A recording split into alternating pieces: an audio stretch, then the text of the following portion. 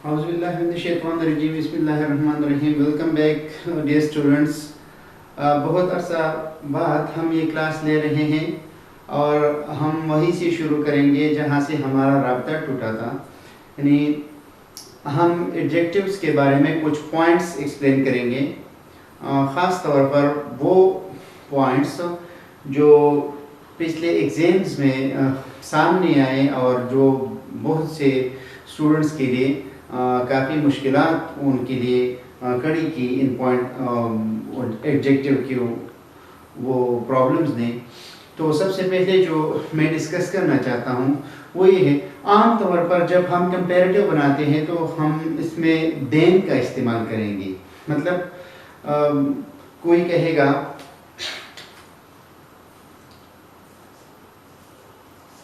Sana is taller than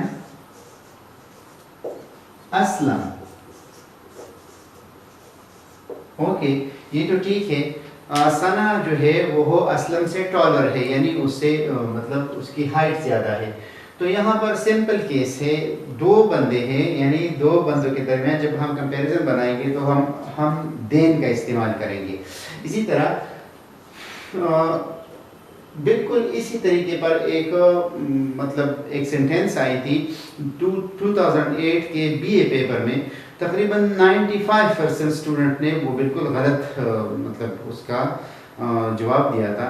वो कुछ इस तरह था, मसलन ये तो ठीक है जब हम एक को दूसरे के मुकाबले में टॉलर गर्दानते हैं, मतलब एक बंदा दूसरे से टॉलर है। अगर हम दो में से किसी एक का सिलेक्शन करेंगे तो वो इसी तरीके पर नहीं होगा। वो हम कहेंगे when we make a selection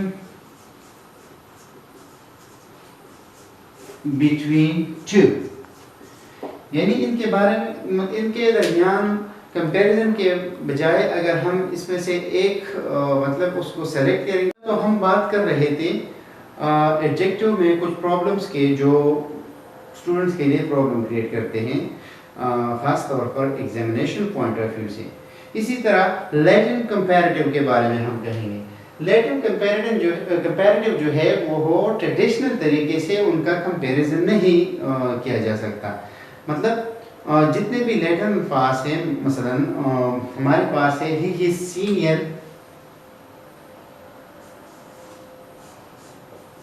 he is senior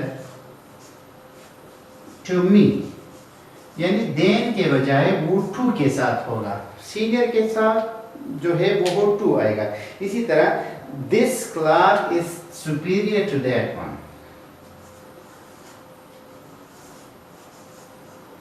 this cloth is superior to that। मतलब यहाँ भी जो टू है, यानी देन जो आम तौर पर कंपैरेटिव में आता है एडजेक्टिव की कंपैरेटिव डिग्रीज में, तो देन के बजाय यहाँ पर टू आएगा। मतलब ये सीनियर, सुपीरियर वगैरह इतने इसके जितने भी एडजेक्टिव, मसलन और ये his art is inferior, his art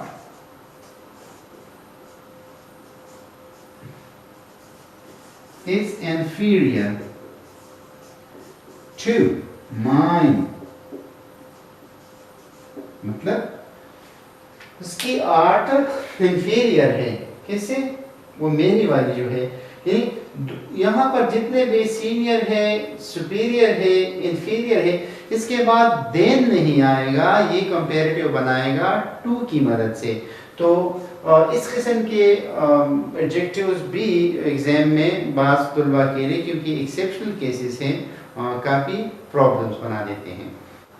अब हम डिस्कस करेंगे इस थर्ड कंडीशन को, यानी तीसरे किस्म के सेंटेंस को और ख़ास तौर पर एडजेक्टिव्स को, जिसमें if two objects are compared, the later term of comparison must exclude the former by using any other. यानी अगर दो ऑब्जेक्ट्स है, दो चीज़ें हैं, उनको कंपेयर करना है, तो जो बाद में आएगा तो उसको हम एक्सक्लूड करेंगे, यानी उसकी इलेप्सिस होंगी, वो हम नहीं दिखाएंगे, सिर्फ इस तरह इस्तेमाल होगा उसके लिए एनी अदर। मिसाल के तौर पर अगर गोल्ड को किसी भी मेटल के साथ तो कंपेयर करना हो तो इस तरह लिखेंगे, मसलन gold is more precious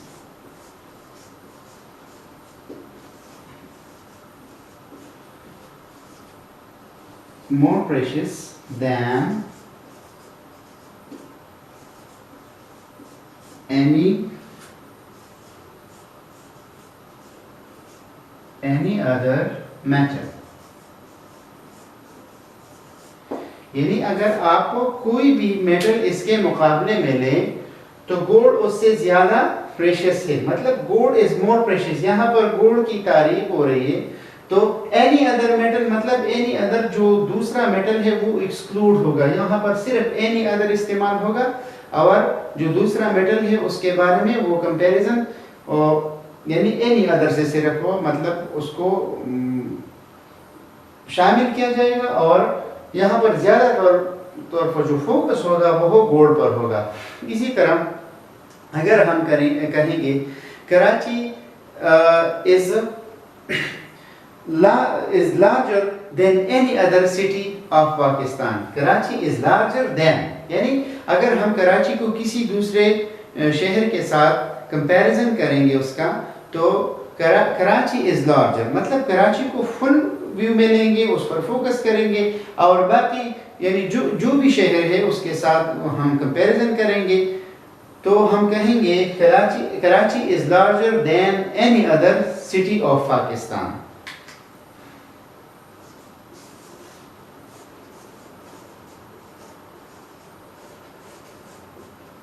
Karachi